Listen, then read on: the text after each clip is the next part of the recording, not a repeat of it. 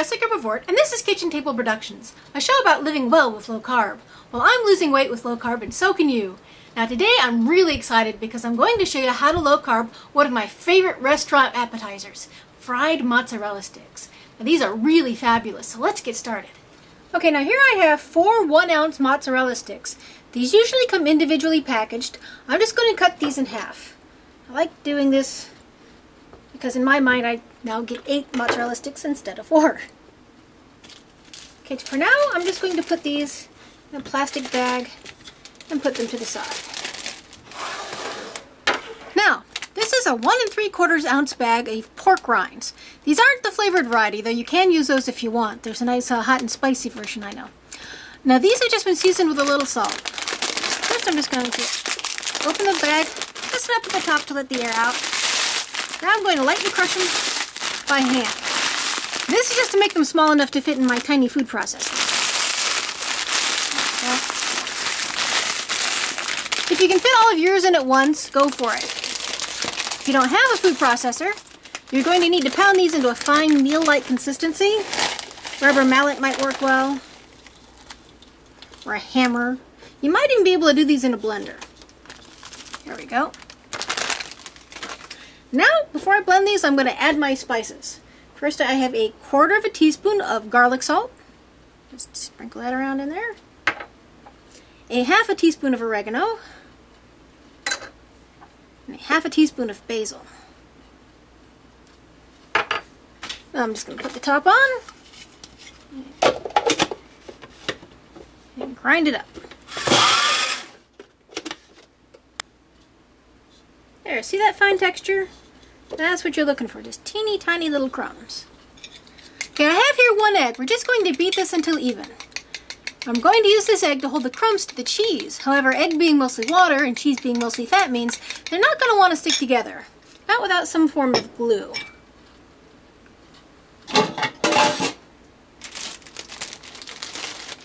So just got my cheese here, and I'm going to add to it only 1/4 teaspoon of flour. Just toss it in, coat it lightly. This tiny bit of flour is all the carbs there are in this recipe, really, and it's less than 1. There we go. That's all we need to give the egg the ability to adhere to the cheese. Okay, now all I have to do is dip my cheese first in the egg all over, then into the crumbs. And notice how these two do all the wet work, and my other fingers do all the dry work. See, there we go. Show you that one more time. Egg in, using just your first 2 fingers. And then coat with the crumbs. There we go. It's a very delicate coating, so just be very careful of it right now. And now, through the magic of television,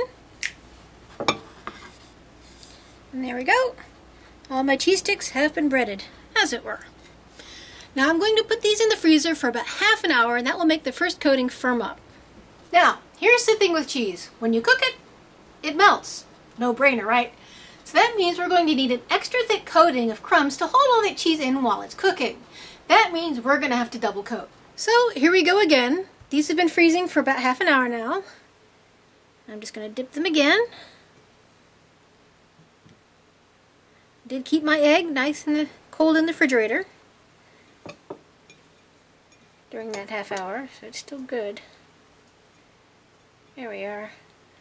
Now that's a nice, thick, crispy crust, or will be crispy once we're done cooking it.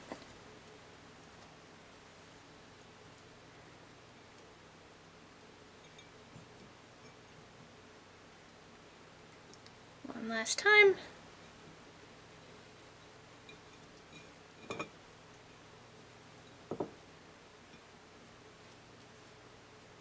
Beautiful.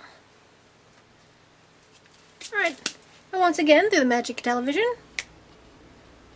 Okay, now at this point, you can put them back into the freezer and freeze them until they're solid, and then you can store them in a plastic freezer bag for, you know, a couple months, as long until you need them.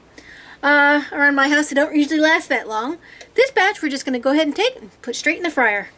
Now I usually set my fryer between 350 and 375. The coating is going to cook very quickly on these.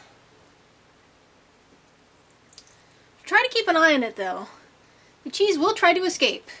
So when you see it coming out through the sides of the walls like a prisoner's escaping from jail, then you should go ahead and pull it out.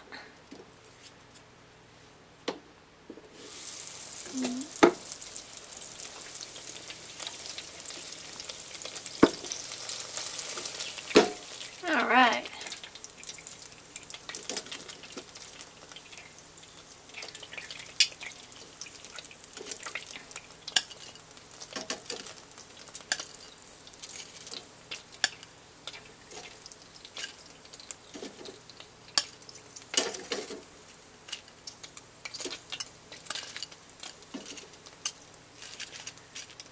There we go. Don't those look great? Yummy, melty. These are so good. See that? Oh, this is so good. Even non-low-carbers love them. Now you can serve this with a nice low-carb marinara sauce, or for something a little different, try a cup of ranch dressing on the side. Now, this technique works well with both fried zucchini and fried mushrooms. I've tried them both and they both came out great. For this recipe and for many others, please visit our website, kitchentableproductions.net. I'm Jessica Bevort, and this has been Kitchen Table Productions.